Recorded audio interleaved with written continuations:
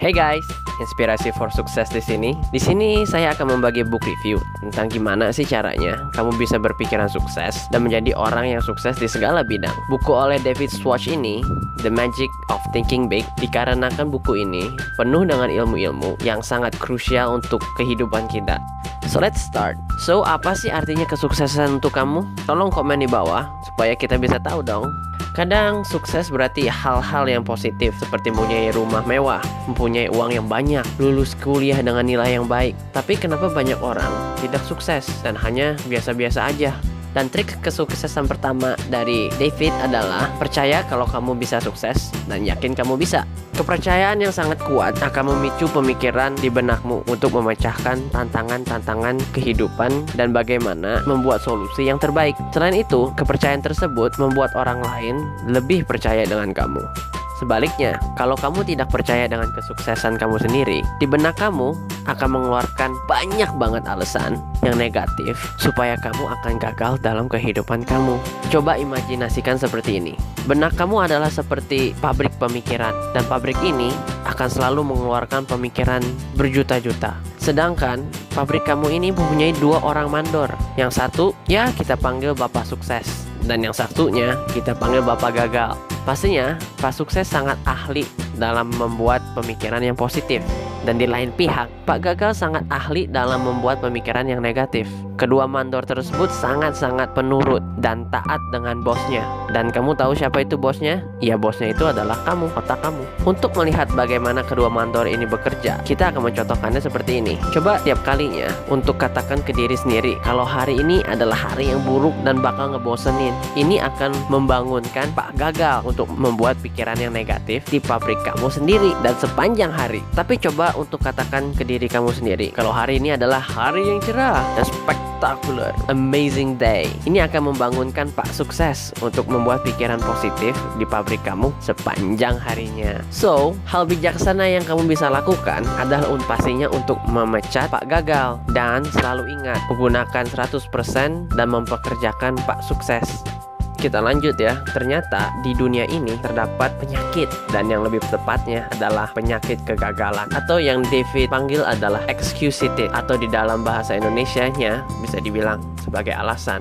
Penelitian sudah membuktikan kebanyakan orang yang sukses tentunya tidak pernah menciptakan alasan, tetapi kebanyakan alasan hanya diciptakan oleh orang-orang ya yang tentunya biasa-biasa aja. Dan di sini saya akan membantu kamu untuk mengetahui dan bagaimana memvaksinasikan dan menyembuhkan penyakit kegagalan ini. Dan kamu tahu gak, ternyata terdapat 4 tipe penyakit kegagalan yang paling umum di setiap orang dan setiap manusia. Mau tahu kan? 1.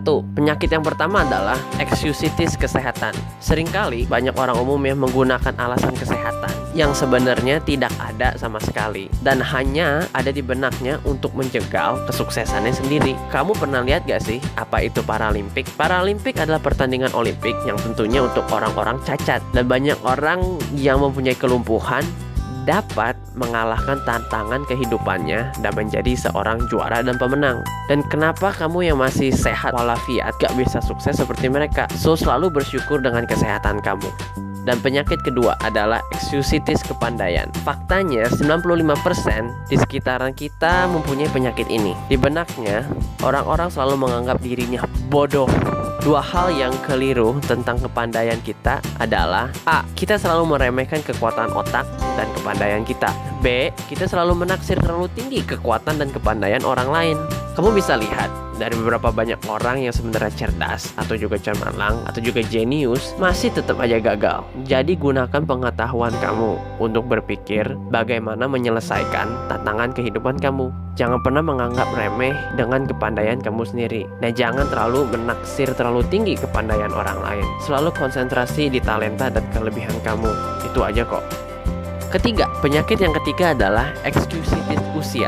Ini adalah penyakit kegagalan yang selalu menyalahkan kalau saya terlalu tua, atau saya terlalu muda. Mereka akan selalu menyalahkan usia mereka untuk tidak bisa sukses. Kalau kamu bisa menyembuhkan penyakit ini, biasanya banyak banget deh opportunitas yang akan terbuka dalam kehidupan kamu. Pasti kalian lihat banyak orang stop bekerja atau pensiun sebelum umur 60 tahun. Jadi tolong untuk selalu punya jiwa muda yang positif dan investasikan waktu kamu ke sesuatu yang benar-benar kamu mau lakukan untuk kesuksesan kamu dan meningkatkan nilai hidup orang lain.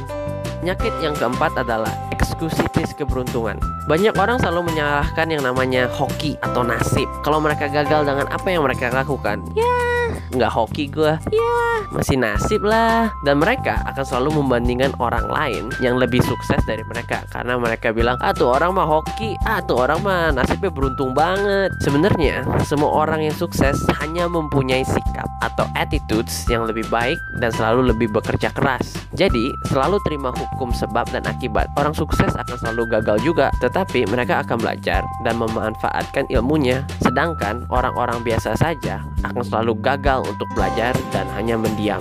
So guys, ini akan menjadi bagian pertama dari book review The Magic of Thinking Big. So, kalau video ini menambah wawasan dan inspirasi, tolong untuk di-subscribe dan share ke teman-teman untuk video berwawasan lainnya. Thank you for watching guys. See you again and stay inspired.